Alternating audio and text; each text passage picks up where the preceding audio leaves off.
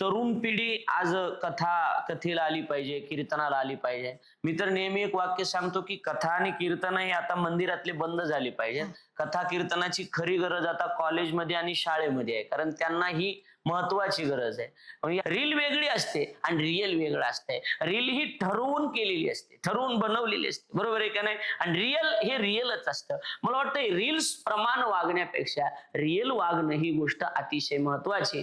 आणि आपण रिअल मध्ये आपल्या धर्माचं कार्य करा, धर्म रक्षण करा, कारण आपला धर्म जगला तर आपण जगणार आहोत. नाहीतर एक दिवस असा येणार, कविता आहे, देणाराने देत राहावे, घेणाराने घेत राहावे, आणि घेता घेता एक दिवस देणाराचे हात घ्यावे. मग इथून कापून घ्यावे का इथून घ्यावे, हात घ्यावे, तर याचा अर्थ कापून नाही घ्यावे. त्या हातातला दातृत्व हा गुण घेतला पाहिजे, दातृत्व हा गुण घेतला पाहिजे. हे सगळ्यात महत्वाचं आहे. म्हणून सगळ्यात महत्वाचं आहे की आपण विचारावर पाऊल टाकून पुढे चालत राहा. दारू मुकाबे मा दारू नाबरू जाए छे, दारू गांजा मत पियार अक्कल गुंग हो जाती है, अपने कमर का दाम खर्च कर मुंह में मक्खी आती है. दारू पेनं वाईट आहे, दारू सारखं या जगात कोणतंच वाईट नाही. अनेकांचे संसार दारूनं उद्ध्वस्त झालेले आहेत. एवढं सुंदर भाषण एकानं दिलं, पण भाषण झाल्यावर चेक केलं तर तो फुल पेलेला होता. हे जमणार नाही ना, हे कधी जमणार नाही. तुम्ही लोकाला जर सांगत असाल तर लोकाला सांगत असताना अगोदर तुम्ही चांगले पाहिजे. मला वाटतं जगाचा विचार सोडून द्या, अगोदर पालकांना सांगेन की तुम्ही अगोदर तुमच्या मुलानं चांगलं वागावं अशी तुमची जर इच्छा असेल तर त्यासाठी अगोदर तुम्ही चांगलं वागणं ही गोष्ट गरजेची.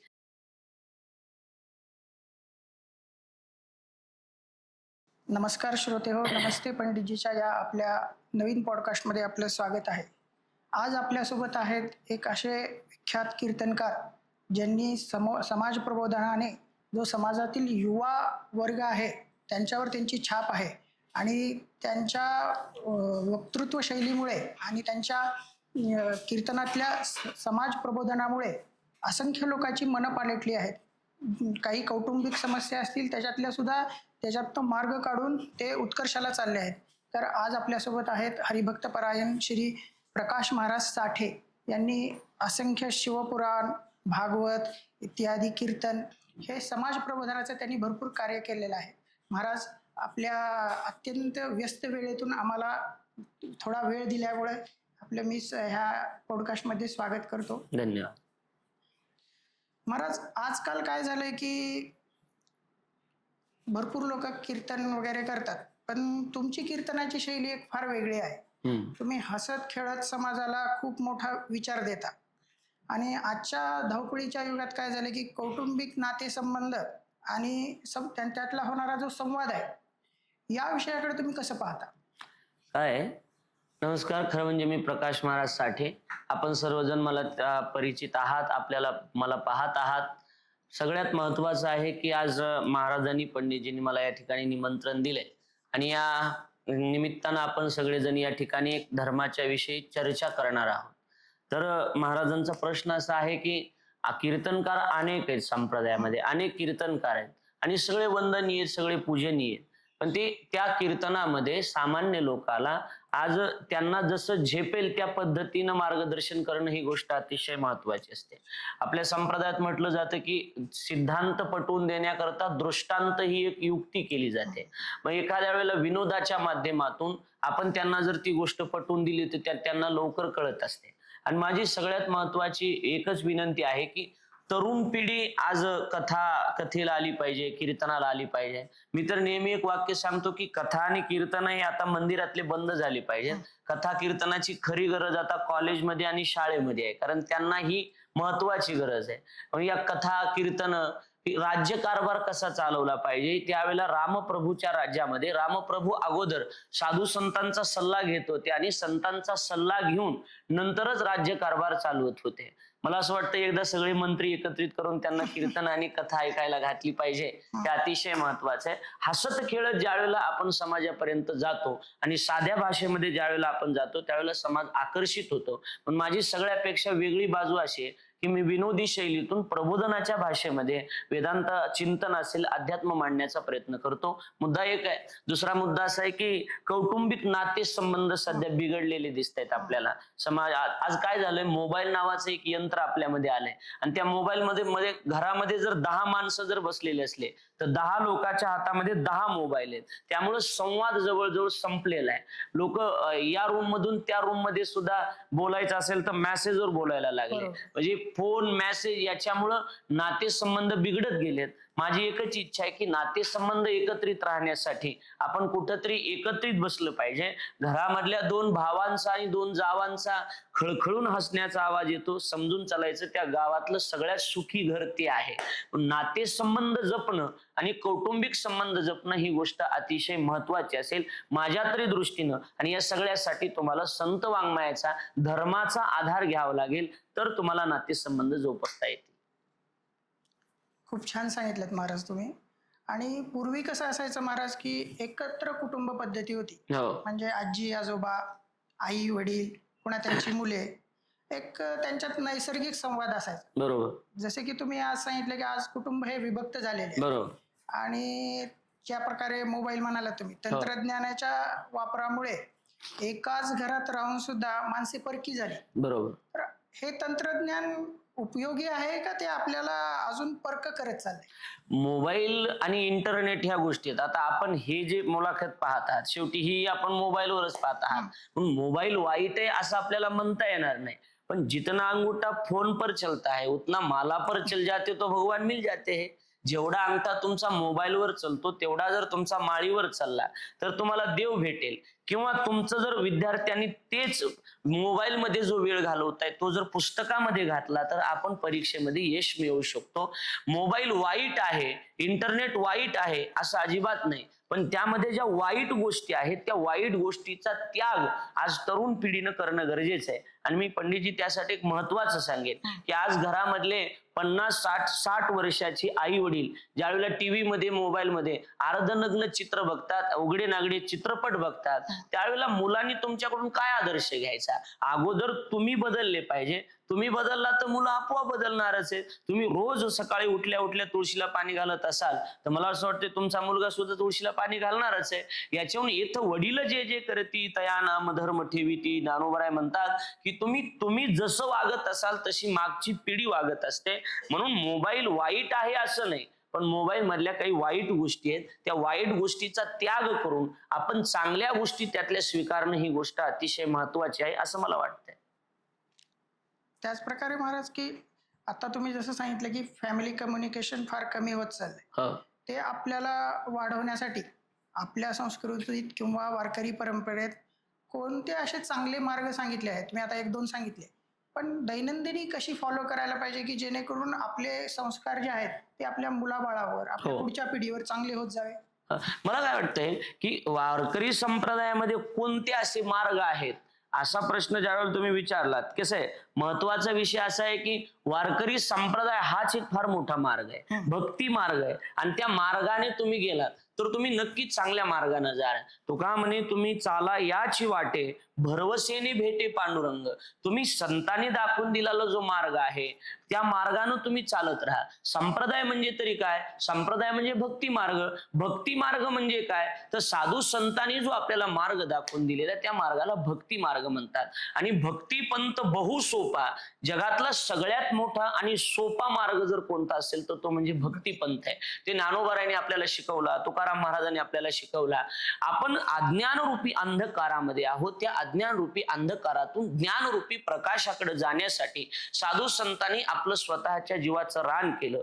ज्ञानोबाराय असतील, तुकाराम महाराज असतील, यांनी संप्रदायासाठी वाहून घेतलंय. आणि म्हणून तर मी नेहमी सांगेन की ज्याच्या जीवनाचा वनवास होत असतो त्याच्या जीवनाचा श्वास येत असतो. आज ज्ञानेश्वर महाराज, तुकाराम महाराज यांनी आपलं संपूर्ण जीवन संप्रदायासाठी वाहून टाकलं. म्हणून तर आज हे आपल्याला दिसतंय. आणि कोणता मार्ग आहे म्हणाल तर हा वारकरी मार्ग आहे की ज्याला सुख पाहिजे, ज्याला समाधान पाहिजे, ज्याला नातेसंबंध टिकले पाहिजे, ज्याला नात्यातला एकोपा महत्वाचा आहे, त्यानं खरं म्हणजे कीर्तन ऐकलं. मी तर म्हणेन की 8 दिवसातून एक कीर्तन प्रत्येक माणसानं, कोण्या का महाराजाचं असाना, पण एक कीर्तन ऐकणं ही गोष्ट गरजेची. एकानं मला विचारलं की महाराज आठवड्याला एक कीर्तन कीर्तन ऐकल्यानं काय होईल? तर मी म्हटलं की त्याने बॅटरी चार्जिंग होईल, की पुढच्या आठवडाभर तुम्हाला ती धर्माची, ती हिंदू धर्माची, संप्रदायाची बॅटरी चार्जिंग असेल. आणि ती एकदा चार्जिंग झाली की पुढच्या आठवडाभर ती चालेल. पुन्हा कुणीतरी संगतीला माणसं भेटले की संगत बदलली की पुन्हा विचार बदलले जातात. त्यामुळं पुन्हा आपण कुठं कथा चालू असेल,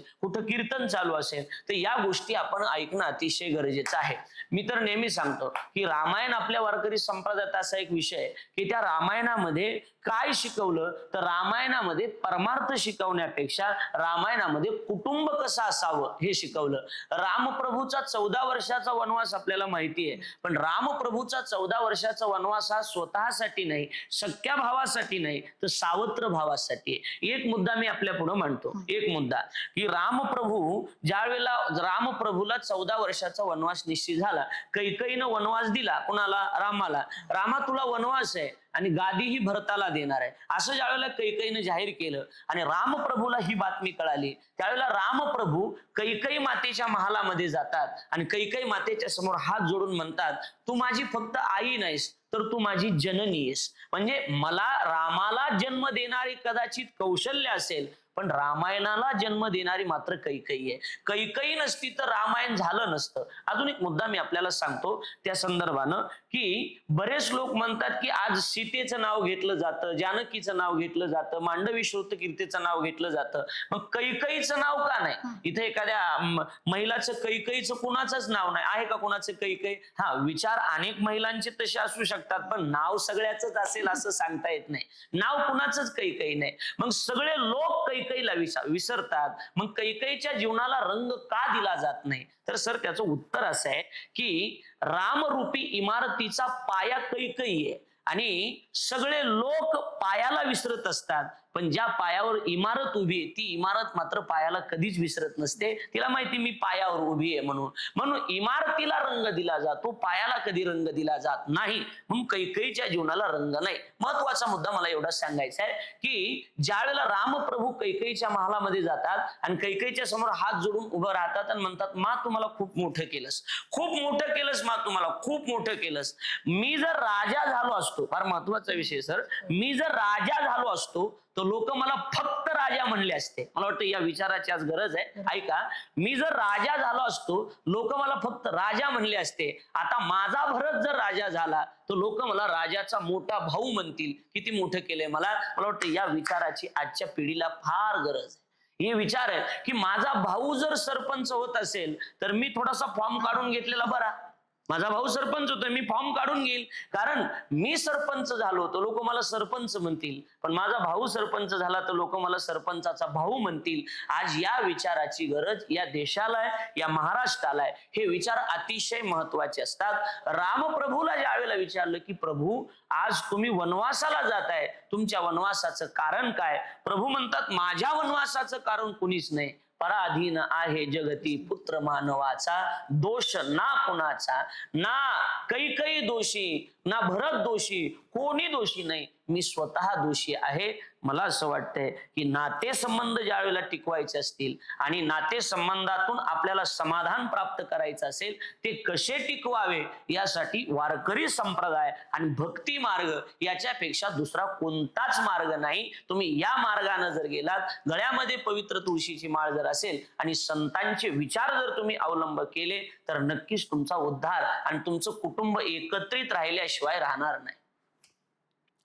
महाराज, लहान मुलं हे आपल्या देशाचं भविष्य आहे, बरोबर, असं तर आपण म्हणतोच. बरोबर. पण आजच्या डिजिटल युगात लहान मुलांच्या मनावर बालवयातच नैतिक व सांस्कृतिक संस्कार आपण कसे बिंबवावे? हा, तर महत्वाचा मुद्दा आहे की लहान मुलं, अतिशय सुंदर प्रश्न आहे. हे आपल्या देशाचं भवितव्य आहे. मेरे देश की धरती सोना उगले उगले हिरे मोती आपण म्हणत असतो. उद्याचा नेता जर चांगला असावा असं वाटत असेल, उद्याचा भारत देश जर चांगला राहावा अशी आपली इच्छा असेल, तर आज लहान मुलावर संस्कार घडणं ही गोष्ट गरजेची आहे. मला तरी एकच वाटतंय की लहान मुलं, आम्ही आपल्या साध्या भाषेत सांगतो, आपल्या गावाकडे बेसरमीचा फोक असतो, एक बेसरमीचा फोक जसा वाकवावा तसा वाकत असतो, पण कधी वला आहे तोपर्यंत, वाळल्यावर मात्र तो मोडत असतो. लहान आहे तोपर्यंत त्यांच्या मनावर तुम्ही संस्कार घाला. लहानपणी तुम्ही जसे संस्कार घालाल तशी मुलं वागत असतात. मोठेपणी पुन्हा तसे वागत नसतात. आमच्या खेड्यापाड्यात अशी म्हण आहे की आपली चप्पल आपल्या मुलाला यायला लागली की त्याच्यासोबत बापासारखं राहण्यापेक्षा मित्रासोबत राहणं कधीही चांगलं असतं. पण ते लहान आहे तोपर्यंत त्याच्यावर तुम्ही संस्कार घाला. मी एक उदाहरण देईन आपल्याला की महिलांसाठी फार महत्वाचं, की आळंदीमध्ये एक मुलगा आहे 5 वर्षाचा. 5 वर्षाचा आळंदीमध्ये एक मुलगा आहे. तर 9034 ओव्याचा ज्ञानेश्वरी ग्रंथ त्याच्या मुखोद्गत आहे. त्याचं वय 5 वर्षाचं. 5 वर्षाच्या वयामध्ये ज्ञानेश्वरी त्याच्या आज करून 5 वर्षाच्या वयामध्ये ज्ञानेश्वरी नाव सुद्धा लेकरांना माहित नाही. त्या वयामध्ये संपूर्ण ज्ञानेश्वरी 700 श्लोकासहित त्याच्या ती ज्ञानेश्वरी पाठ आहे. ज्यावेळेला आम्ही त्याच्या आईला विचारलं की आई, हा 5 वर्षाचा असताना की हा ज्ञानेश्वरी पाठ करतोय आणि आता तो तुकाराम महाराजाचा गाथा पाठ करतोय, त्याने परीक्षा दिली आहे. तर त्या आईनं सांगितलं की हा माझ्या गर्भात राहिल्यापासून, मुद्दाम महिलांसाठी सांगतोय की गर्भात राहिल्यापासून मी ज्ञानेश्वरीचे 108 पारायण आजान वृक्षाखाली माऊलीच्या मंदिरात केले आणि गर्भावर त्याचे परिणाम झाले आणि गर्भाशयातच त्याच्यावर संस्कार घडले आणि त्यामुळं याच्या ज्ञानेश्वरी पाठ आहे. मला वाटतं महिला जर आज बेड रेस्ट म्हणतात त्याला, काहीतरी बेड रेस्ट, आज बऱ्याच महिलांना पहिल्या महिन्यापासूनच बेड रेस्ट आहे का त्या मनानच घेतात का डॉक्टरला सांगतात देव जाणे, पण बेड रेस्ट आहे त्यांना. पण त्यावेळेला बेड रेस्ट घेतात. त्या बेड रेस्ट घेतल्याच्या नंतर त्यांच्याकडे काय असतं, ते मोबाईल आणि दुसरी टीव्ही, नको नको ते चित्रपट, नको नको त्या मालिका, नको नको त्या वेब सिरीज आता निघायला लागल्या. बरं आता AI सारखं ऍप आलं, गुगल ही अशी गोष्ट आहे. गुगल, त्या गुगलवर तुम्ही काही सर्च करू शकता. म्हणे ती आता पुण्यामध्ये ते पुरीनं मुलाला ढकलून दिलं, काय नाव तिचं ते, सिया तिचा मोबाईल ज्या वेळेला चेक केला, तिच्या मोबाईल मध्ये गुगलवर तिनं सर्च केलेलं होतं, म्हणे ढकलून कसं द्यायचं, पोलीस स्टेशनला गेले काय होतं, अशा बऱ्याच गोष्टी आम्ही बघितल्यात. पोलीस कसे मारतात, काय करतात. संस्कृती एवढी बिघडली आहे सर आज, की आज त्या पोरीनं एवढं कांड करून सुद्धा तिला जेलमध्ये टाकलं. तर जेलमध्ये गेल्याच्या नंतर तिची मागणी होती की मला बियर आणून द्या. संस्कृती एवढी बिघडलीये, काळ एवढा बिघडलाय. त्यामुळे हे का घडतंय आपल्या देशामध्ये? आज लव्ह जिहाद सारखी प्रकरण घडतात. आज आमचा मगाशी विषय झाला की आज नाही म्हणलं तर देशातल्या 1000 मुली पळून जात आहेत. 1000 मुलीपैकी आज 999 मुली हिंदू आहेत, याचा विचार आपण करत नाही. आज 999 मुली हिंदूच्या आज पळून जात आहेत. का जात आहेत? आपण कुठं कमी पडतोय? आईनं, वडिलांनं, भावानं या गोष्टीचा विचार केला पाहिजे. आपण कुठं कमी पडतोय? आपली संस्कृती कुठं कमी पडते? आपल्या विचारामध्ये आपले विचार, माझं तर एकच वाक्य सर, की आपले विचार एवढे मोठे असले पाहिजेत, एवढे मोठे असले पाहिजेत की आपल्या विचारावर मोठमोठ्या लोकांनी विचार केले पाहिजेत, एवढे आपले विचार मोठे असले पाहिजेत. ज्यावेळेला आपले विचार छोटे असतात ना, त्यावेळेला आपलं सगळं बिघडत जात आहे. महत्वाचा विषय की लहान मुलावर संस्कार तुम्ही जसे घडवाल तशी मुलं घडत असतात. म्हणून तुम्ही अगोदर आई, हे सगळं पॉडकास्ट बघणाऱ्या सगळ्यांना माझी विनंती आहे की मुलांना दोष देत बसण्यापेक्षा तुम्ही मोबाईल घेऊन बसताना मुलाला अभ्यास कर म्हणता, हे जमणार नाही. अगोदर तुम्ही पुस्तक घेऊन बसा आणि मग तो पुस्तक घेऊन बसेल. तुम्ही मोबाईल घेऊन बसल्याच्या हे अभ्यास कर रे, अभ्यास कर, अशी पद्धतच नाही सांगण्याची. मी बसतो, तू बस, अभ्यास केला पाहिजे, त्याच्याकडून करून घ्या. तुम्ही टीव्ही थोडे दिवस बंद ठेवा, त्याच्याकडून अभ्यास करून घ्या. पहाटे त्याला उठण्याची सवय लावा. तुम्ही तुमच्या आई वडिलाच्या तुम्ही पाया पडा, तुमचा मुलगा आपोआप तुमच्या पाया पडल्याशिवाय राहणार नाही. घरामध्ये तुम्ही जसं वागता तशी मुलं वागत असतात. याच्यातून एकच आहे, उद्याचा देश घडवायचा असेल तर लहान मुलावर संस्कार अतिशय महत्वाचे आहेत आणि त्याची सुरुवात लोकांपासून नाही. आपल्याकडे कसं आहे, शिवाजी महाराज जन्माला आले पाहिजे पण शेजारच्या घरात, आपल्या घरात नकोय. शिवाजी महाराज जन्माला आले पाहिजे ही अतिशय महत्वाची गोष्ट आहे. आज छत्रपती शिवाजी महाराजांची सर नितांत गरज आहे. पण शिवाजी महाराज जन्माला येण्याच्या अगोदर प्रत्येक घराघरामध्ये अगोदर माँसाहेब जिजाऊ जन्माला आल्या पाहिजे, तर शिवाजी महाराज जन्माला येणार आहेत. म्हणून आजकालच्या आईंनी मुलावर अगोदर चांगले संस्कार टाका. तुम्ही संस्कार जर लेकरावर टाकले आणि योग्य वयात टाकले तर मी गॅरंटीनं सांगतो लेकर कधी चुकणार नाहीत. माझ्या जीवनातला अनुभव आहे. माझी आई आणि वडील लहानपणात गेलेले आहेत. 5 वर्षाचा असताना माझी आई गेली, वडील गेले. त्यानंतर माझ्या त्या वयामध्ये माझ्या आजीनं, अडाणी आई घरवाया जाई अशा म्हणी ज्या वेळेला चालायच्या, त्यावेळेला सुद्धा माझ्या आजीनं माझ्यावर योग्य संस्कार टाकले. मला आळंदीला शिकायला टाकलं आणि मी आज इथपर्यंत येऊन पोहोचलो आहे. का सांगतो मी हे, कशासाठी सांगतो तर योग्य वयामध्ये संस्कार जर लहान मुलावर झाले तर लहान लेकरं सुद्धा उद्याचं भवितव्य नक्की घडवू शकतात, असं माझं मत. महाराज, संस्काराचं महत्व किती आहे हे तुम्ही आता खूप छान प्रकारे सांगितलं.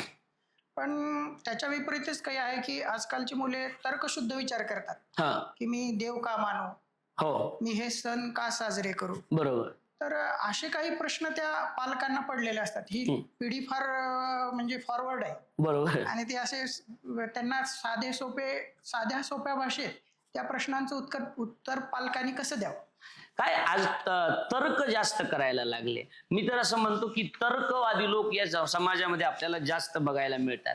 तर तर्क करण्यापेक्षा पहिली गोष्ट तुम्हाला तुमचा धर्म मान्य पाहिजे. तुम्हाला तुमचा धर्म जर मान्य असेल तर तुम्हाला सगळंच मान्य होणार आहे. पण तुम्हाला जर तुमचा धर्मच मान्य नसेल तर तुम्हाला बाकीचं काहीच मान्य होणार नाही. पण सर्वात महत्वाची गोष्ट की तुम्ही त्या मुलावर पहिल्यांदा धर्माचे संस्कार टाका. छत्रपती शिवाजी महाराजांचे, धर्मवीर संभाजीराजेंचे, भगतसिंगाचे यांचे विचार त्यांच्या कानावर घाला की धर्मासाठी हे लोकांनी आपल्या प्राणाचं बलिदान दिलंय. त्यांना धर्म काय आहे हे जर कळलं तर मला असं वाटतं की तर्क त्यांच्या मनामध्ये कधी येणार नाही आणि तर्क करणार नाही. पालकांना एकच विनंती, ज्यावेळेला मुलं आपल्याला असे प्रश्न विचारतात, सण का साजरे केले पाहिजेत असं आपलं मत आहे. सण का साजरे, बरेच लोकांचं मत आहे ते गुढी पाडव्याला झेंडा लावतात, बरोबर आहे का नाही, झेंडा लावतात, गुढी न लावले. याच्या पाठीमागचा इतिहास काय आहे याचा विचार आपण एकदा केला पाहिजे. त्या सगळ्या गोष्टीचा विचार मला वाटतं याच्यासाठी आपल्याला, मी अगोदरच बोललो की धर्म मान्य पाहिजे, आपले धर्मग्रंथ मान्य पाहिजे,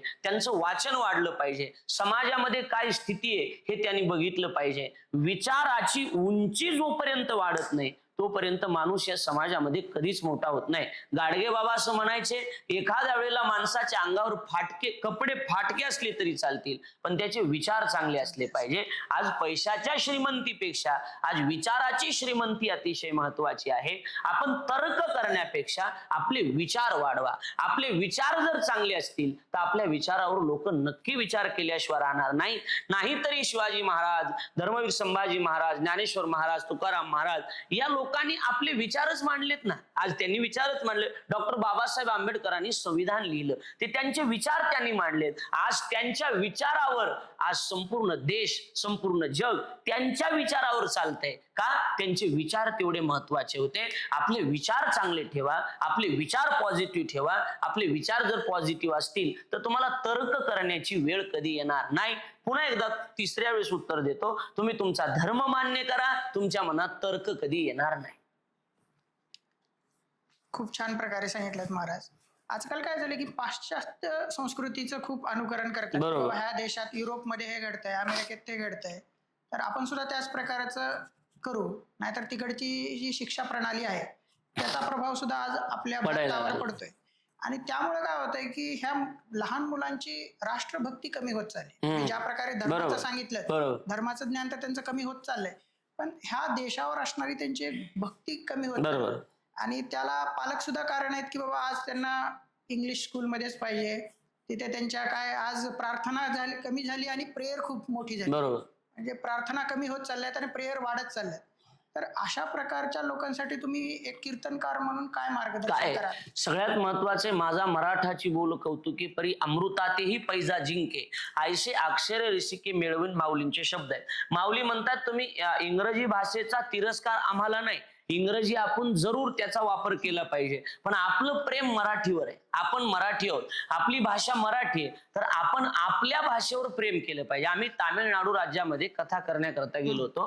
तामिळनाडू राज्यामध्ये तर कथा करण्याकरता गेल्यानंतर 7 दिवस आमची टीम आम्ही तिथे होतो. ज्या वेळेला मराठी तर त्यांना कळत नव्हती, आम्ही हिंदीतून त्यांना बोलायचो, पण ते लोक हिंदी सुद्धा बोलत नव्हते, तामिळी बोलत होते. तर आम्ही एकाला विचारलं की हे हिंदी येत नाही का? म्हणले येते. मग बोलत का नाही? म्हणले ते हिंदी बोलत नाही, ते फक्त तामिळी भाषा बोलतात, कारण त्यांचं त्यांच्या भाषेवर तेवढं प्रेम आहे, ते दुसरी भाषा बोलत नाही.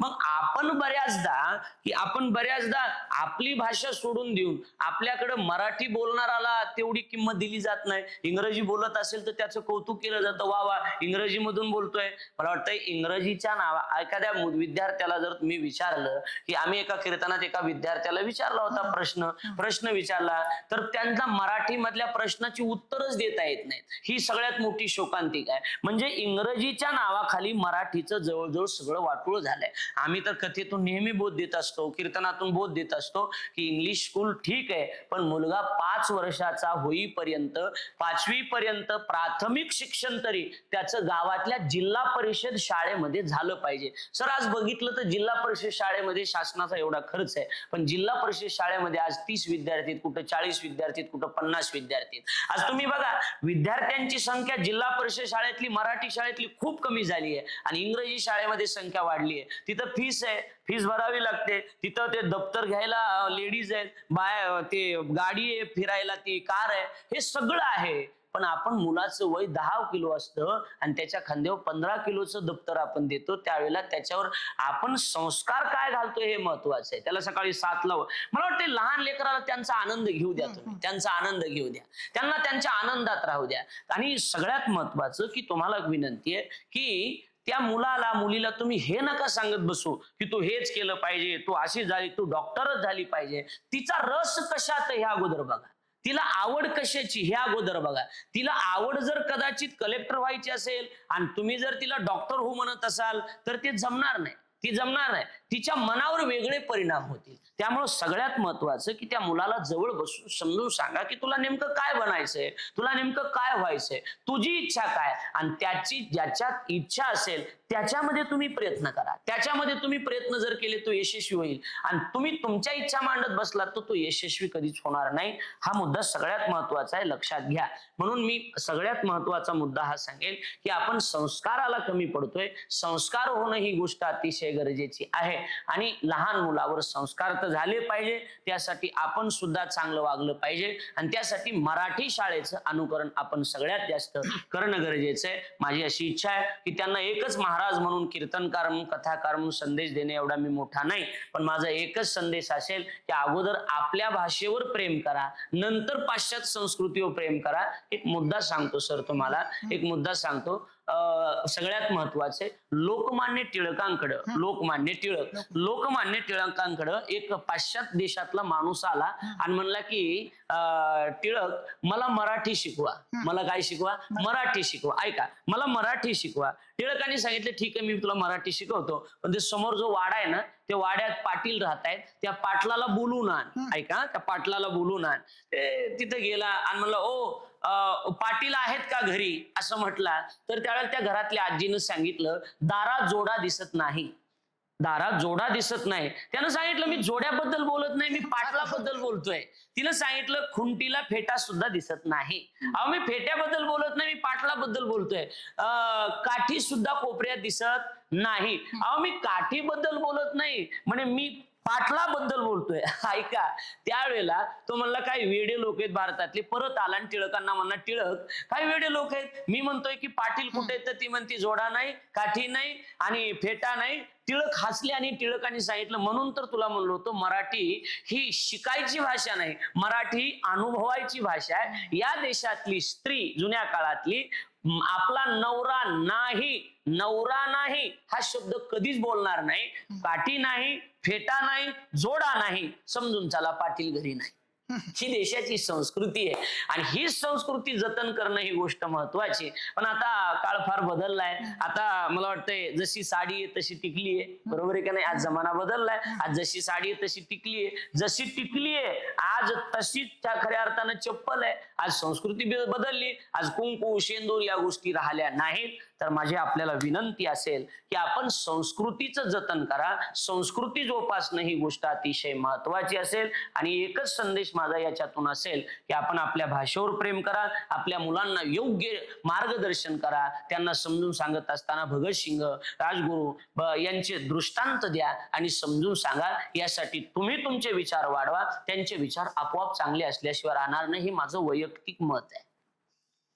त्याच प्रकारे महाराज हिंदू संघटन जे आजकालच्या काळात काय झाले की संपूर्ण हिंदू समाज एकत्र येत नाही, त्यांचा एकमुखी युनिटी व्हॉइस होत नाही. आता तुम्ही काही बघितलं असाल की दिल्लीत आंदोलन वगैरे झाले, त्याच्यात काही उपद्रवी लोकांचे आवाज एकत्र यायला लागतात. पण त्या प्रकारे कुठल्या सामाजिक विषयासाठी हिंदूंनी आता त्यांचा आवाज उठवणे गरजेचे आहे का? 100% मला असं वाटतं की आपल्याला कोणा धर्माला नावं ठेवायची नाही, पण मुस्लिम धर्मामध्ये एखाद्या वेळेला कोणाला एखादा धक्का जर लागला तर त्या गल्लीतले 1000 मुस्लिम एकत्रित येत आहेत, त्यांच्या धर्मासाठी ते एकत्रित येत आहेत. मग आपण का येत नाही सगळ्यात महत्वाचं आहे. एखादी 80 वर्षाचा म्हातारा जर एसटी मध्ये बसलेला असेल मुस्लिम समाजाचा आणि एखादी 15-20 वर्षाची तरुण मुलगी त्यांच्या धर्मातली जर आली तर 80 वर्षाचा म्हातारा उठून उभा राहतो आणि त्या मुलीला जागा देतो. हे ते त्यांचे संस्कार सांभाळतात. पण आपण काय करतो की आपल्याच धर्मातल्या मुलीची मागं बसून आपण छेड काढतो. ही सगळ्यात महत्वाची गोष्ट आहे. सर सगळ्यात महत्वाचं आहे की हिंदूंचं एकत्रीकरण महत्वाचं. आज हिंदूंचं एकत्रीकरण नाही, आणि जरी हिंदूंचं एकत्रीकरण झालं तर राजकीय क्षेत्रातील लोक मतासाठी म्हणा कशासाठी म्हणा, मला वाटतंय की ते बऱ्याचदा माझा गैरसमज होईल ऐकणाऱ्यांचा, पण मी सत्य मांडतो आपल्या समोर. सत्य जर सांगत असेल तर त्याला घाबरायची गरज नाही. बरेच आपले लोक कुठेतरी चुकतायत की दिंडीमध्ये, वारीमध्ये, सोहळ्यामध्ये काही त्यांच्या धर्मातली लोक केळी घेऊन येतात, फोटो काढतात. आपल्याला वाटतं त्यांच्या धर्मातली लोक आहेत, आपल्याला केळी वाटतायत, आपल्याला हे करतायत. अरे पण ते आम्ही तुमचे आहोत हे फक्त दाखवण्यासाठी करताय.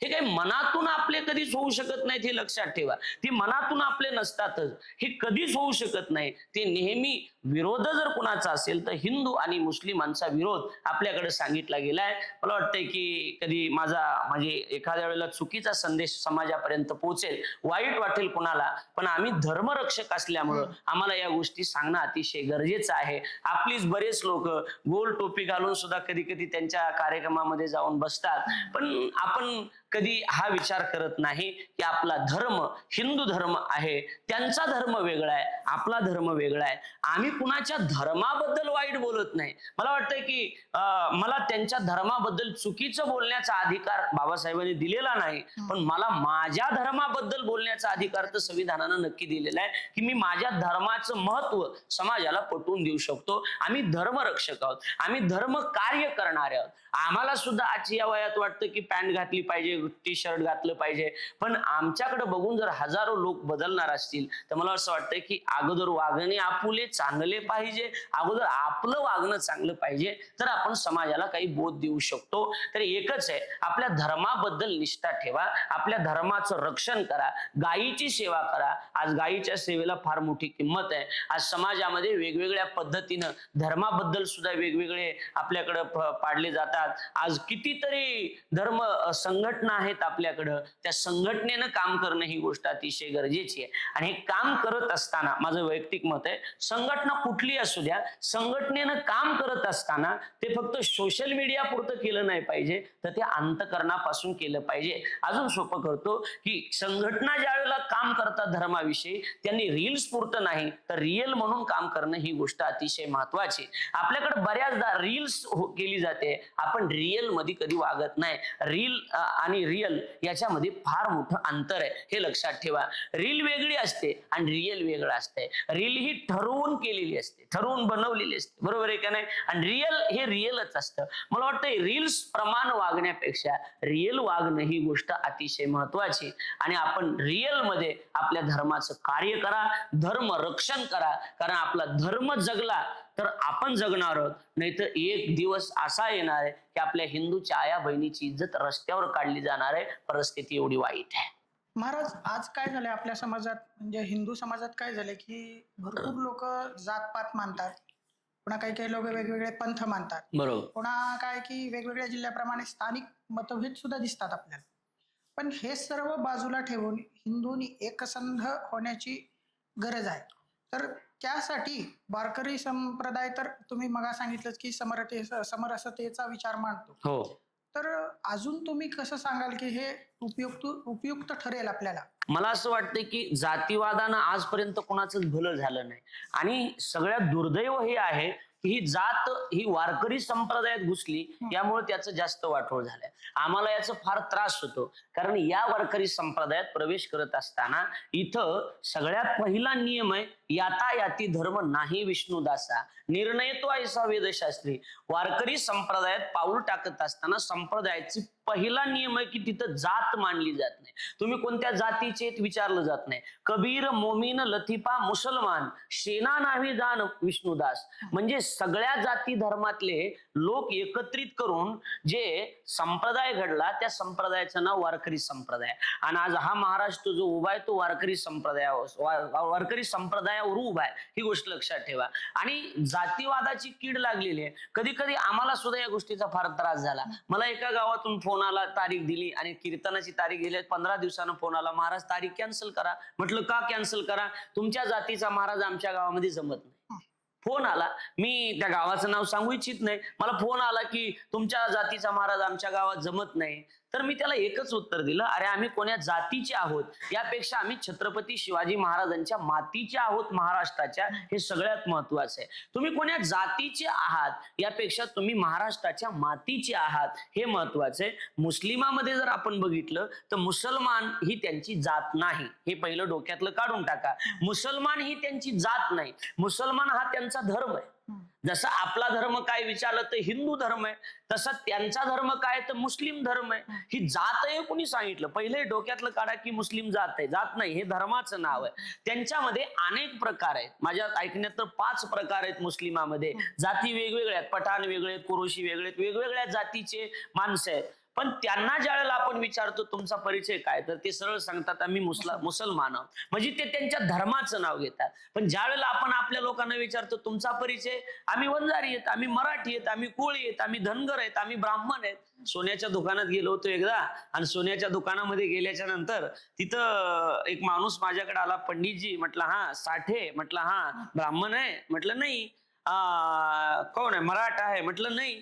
मग कोण आहेत तुम्ही नेमके? ब्राह्मण नाहीत, मराठा नाहीत, वंजारी नाहीत, कोण आहे? म्हणलं मी कोण आहे हे मला माहित नाही, पण मी हिंदू आहे एवढं मात्र मला माहिती आहे. की आपण आपल्या धर्माबद्दल बोला. बरं, दुर्दैव असं झालंय फक्त महाराज सप्ताह दुसऱ्या जातीचा जमत नाही. ही शोकांतिक आहे, ही शोकांतिक आहे. काय काय किती लोक खालच्या स्तराला गेलेत. पण अजून एक वाक्य क्लिअर करेल. बरेच लोक म्हणले वारकरी संप्रदाय जातीवादी झाला, पण मी म्हणेन वारकरी संप्रदाय 700 वर्षाच्या अगोदरच आहे. वारकरी संप्रदाय कधीच जातीवाद करणार नाही. जातीवादी माणसं संप्रदायात घुसली, त्याला आम्ही काय करणार आहे?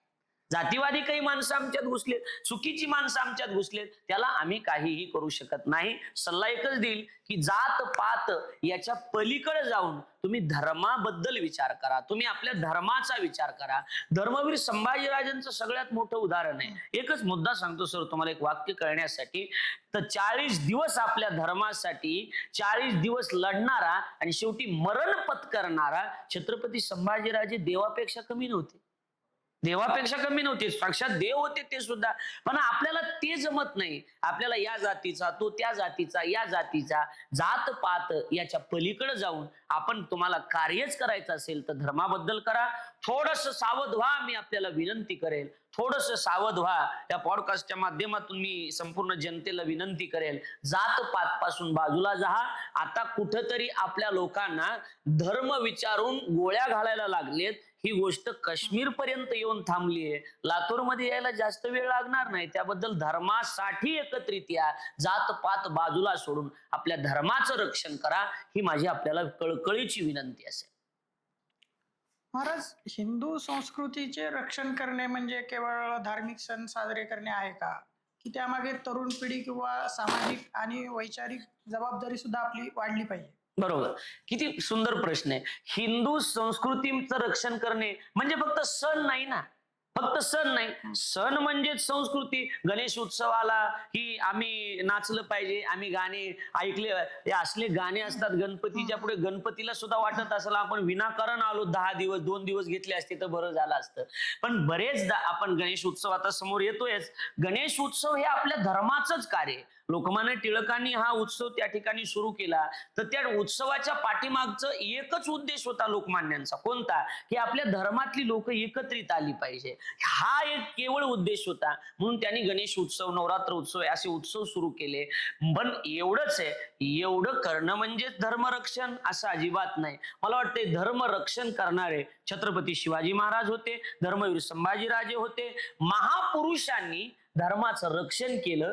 पण आपण ते रक्षण करत असताना त्यांच्या पावलावर पाऊल टाकून आपल्याला पुढे जायचंय. म्हणजे फक्त सण नाही तर त्यांच्या विचारावर आपण पाऊल टाकायचंय. कविता आहे, देणाराने देत राहावे, घेणाराने घेत राहावे, आणि घेता घेता एक दिवस देणाराचे हात घ्यावे. मग इथून कापून घ्यावे का इथून घ्यावे, हात घ्यावे, तर याचा अर्थ कापून नाही घ्यावे. त्या हातातला दातृत्व हा गुण घेतला पाहिजे. दातृत्व हा गुण घेतला पाहिजे. हे सगळ्यात महत्वाचं आहे.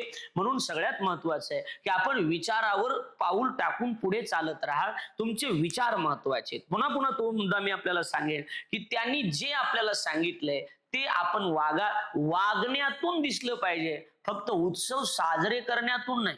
पुन्हा अजून सांगेन की उत्सव साजरे करू नका असंही आमचं मत नाही. उत्सव साजरे करणं ही सुद्धा एक धर्मनिष्ठाच आहे. पण ते छत्रपती शिवाजी महाराजांची जयंती साजरी करत असताना, शिवजयंती साजरी करत असताना, गणेश उत्सव साजरा करत असताना बऱ्याचदा बिअरच्या बाटल्या पिऊन, दारू पिऊन आपली जयंती उत्सव साजरे करतो. त्यावेळेला मला असं वाटतंय की ज्या शिवाजी महाराजांना सुपारीच्या खंडाचं सुद्धा व्यसन नव्हतं, ज्यांना जगद्गुरु तुकाराम महाराजांची पवित्र तुळशीची माळ होती, याच्यात मतभेद आहेत, पण मला आमचा संप्रदाय जो सांगतोय ते महत्वाचं आहे. जगद्गुरु तुकाराम महाराजांच्या कीर्तनात छत्रपती शिवाजी महाराज येऊन बसत होते. याच्यावरून आम्ही सांगू, याचा अर्थ एकच आहे की छत्रपती शिवाजी महाराजांची जयंती आपण साजरी करतो त्यावेळेला दारू पिऊन साजरी करू नका. तर छत्रपती शिवाजी महाराजांचा फोटो समोर मांडा, आपले सगळ्या गल्लीतल्या पोरांनी एकत्रित या, आपापल्या खिशात हात घाला आणि आपापल्या खिशातले एक एक व्यसन छत्रपती शिवाजी महाराजांच्या पायावर समर्पित करा. अशी जर जयंती साजरी केली तर गावाचं कल्याण झाल्याशिवाय राहणार नाही.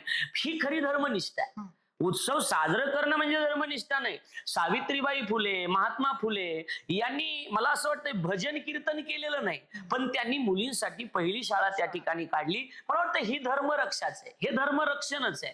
त्यावेळेला सावित्रीबाई फुलेंना, महात्मा फुलेंना लोकांनी दगड मारले, चिखल फेकून मारला, पण ते डगमगले नाहीत. या देशातली स्त्री ही सक्षम असली पाहिजे, या देशातली स्त्री शिकली पाहिजे, ही त्यांची तळमळ होती. आणि म्हणून लोकांचा त्रास सुद्धा त्यांनी सहन केला. मला असं वाटतं सावित्रीबाई फुले आणि महात्मा फुले यांनी मुलींना शिक्षणाचा अधिकार मिळवून देऊन हे एक फार मोठं धर्मकार्यच केलेलं आहे. फक्त उत्सव म्हणजे धर्मकार्य नाही, तर त्या उत्सवाचा विचारातून आपलं धर्मकार्य प्रगट झालं पाहिजे असं माझं मत आहे. खूप छान प्रकारे सांगितलं की महाराज तुम्ही त्या उत्सवाचं कसं स्वरूप बदलत चाललंय. आणि आपण आता समारोपाकडे जातोय. शेवटी एक शेवटचा प्रश्न मला असा आहे की आपल्या देशाच्या उज्ज्वल भविष्यासाठी आणि संस्कृतीच्या जतनासाठी आणि त्याच प्रकारे हिंदू एकजुटीसाठी आजच्या युवा पिढीला व प्रत्येक पालकाला तुमचा मुख्य संदेश काय असेल? मुख्य संदेश एवढाच आहे की आजच्या तरुण पिढीला आणि पालकांना माझा संदेश एवढाच आहे की पहिला संदेश असेल पालकांना. अगोदर पालकांनी आपलं वागणं व्यवस्थित असलं पाहिजे. तुम्ही दुसऱ्याला सुधरू शकत नाही. दारू मुकाबे मा दारू नाबरू जाए छे, दारू गांजा मत प्यार अक्कल गुंग हो जाती है, अपने कमर का दाम खर्च कर मुंह में मक्खी आती है. दारू पेनं वाईट आहे, दारू सारखं या जगात कोणतंच वाईट नाही. अनेकांचे संसार दारूनं उद्ध्वस्त झालेले आहेत. एवढं सुंदर भाषण एकानं दिलं, पण भाषण झाल्यावर चेक केलं तर तो फुल पेलेला होता. हे जमणार नाही ना, हे कधी जमणार नाही. तुम्ही लोकाला जर सांगत असाल तर लोकाला सांगत असताना अगोदर तुम्ही चांगले पाहिजे. मला वाटतं जगाचा विचार सोडून द्या. अगोदर पालकांना सांगेन की तुम्ही अगोदर तुमच्या मुलानं चांगलं वागावं अशी तुमची जर इच्छा असेल तर त्यासाठी अगोदर तुम्ही चांगलं वागणं ही गोष्ट गरजेची. एक मनुष्य होता सर, आणि एक मनुष्य आई वडिलांना वरच्या मजल्यावर ठेवलं होतं वडिलांना, आणि लाज वाटत होती श्रीमंत लोक आल्याच्या नंतर आमचे वडील आहेत म्हणण्याची. घंटी बांधून दिली होती. जेवण करायचं असलं की दोनदा वाजवायची, चहा पाहिजे असला की एकदा वाजवायची. घंटी बांधून दिली होती. एकदा घंटा वाजला की चहा नेऊन द्यायचा, दोनदा घंटी वाजली की जेवण नेऊन द्यायचं. आणि एके दिवशी त्या म्हाताऱ्याचा नातू खेळत खेळत वर गेला. त्यानं ती घंटी बघितली, कशाची घंटी आहे, ती दोरीच तोडून टाकली. 2 दिवस घंटी वाजली नाही, त्यामुळं म्हातारं मरून गेलं. 2-3 दिवसानं लक्ष गेलं, म्हातारं तर मेलं म्हणले, आपलं तर लक्ष नाही. घंटी का वाजली नाही, तर घंटीची दोरीच नाही. विचारलं इथली दोरी कुठे गेली, तो मुलगा म्हणला मी व्यवस्थित लपवून ठेवली आहे दोरी. त्यावेळेला त्याने विचारलं ही दोरी का लपवून ठेवलीस. त्यानं सांगितलं बाबा तुमच्या वेळेला नवीन कुठून आणू, व्यवस्थित ठेवली आहे कपाटामध्ये. माझं बोलणं आपल्याला कळलं असेल. तुम्ही हा विनोद नाही, हा दृष्टांत असू द्या, याच्यातून शिकून घ्या की आपण जर व्यवस्थित वागत असू तर मुलं नक्की योग्य पाऊल टाकणार आहेत. पालकांनी अगोदर तुम्हाला तुमचा मुलगा कसा पाहिजे हे आधी तुमच्या मनात ठरवा आणि तुम्हाला जसा पाहिजे तसं तुम्ही वागा. तुमची मुलं आपोआप तशी वागल्याशिवाय राहणार नाही. आमचा मुलगा आहे, 5 वर्षाचा मुलगा आहे, पण आज तो पकवाज वाजवतो, अभंग म्हणतो, गाणे म्हणतो, छान म्हणतो. का? घरातलं वातावरण तसं आहे. घरातलं वातावरण तसं आहे. छोटीशी मुलगी 3 वर्षाची माझी, मी इकडे आलो की हे माझं उपरणं घेते, गळ्यामध्ये टाकते, अशी ते पलंगावर बसते आणि राधे राधे असं भागवत सांगते. लक्षात आलं का नाही? ऐकायला तिची आई असते. का? हे संस्कार आहेत घरातले. मग तुम्ही अगोदर तुमचे संस्कार व्यवस्थित ठेवा. तुम्ही नीट वागलात की मुलं आपोआप नीट वागणार आहेत. आणि मुलांना संदेश हा देईल की आपल्याला आपलं धर्म टिकवायचा आहे, आपल्याला आपलं उद्याचा भारत घडवायचा आहे, उद्याचा देश आपल्याला घडवायचा आहे. आणि आपण जर गाफील राहाल तर एक दिवस परप्रांती लोक, अन्य धर्मातली लोक आपल्यावर अधिकार गाजवल्याशिवाय राहणार नाहीत. मला असं वाटतंय की 25% तर त्या जवळजवळ आता काबीज झालेलंच आहे. फक्त दुर्दैव आहे की आपल्यालाच हम दो हमारे दोचा नारा आहे. फक्त तो हिंदू धर्मातच आहे, अन्य धर्मामध्ये तो नारा नाहीये. आपल्याकडे हम दो हमारे दो, पहिले दो, जाने दो, दादा दादी फेक दो, अनाराच आहे आपल्याकडे. असं का? तर पहिल्यांदा हे महत्वाचं आहे की आपली संख्या कुठंतरी कमी होत चालली आहे, आपली संख्या कुठंतरी वाढली पाहिजे. सगळ्यात महत्वाचं आहे आपलं मनुष्यबळ वाढलं पाहिजे आणि आपल्याला आपल्या धर्माचं रक्षण करायचंय, धर्म कार्य करायचं आहे, आपला धर्म टिकवायचा आहे. नाही टिकवाल तर आज आपल्या आया बहिणीवर त्या ठिकाणी आपल्या आया बहिणीची अब्रू गेली जाईल, याचा विचार आपण करायचा आहे, सर्वांनी विचार करायचा आहे.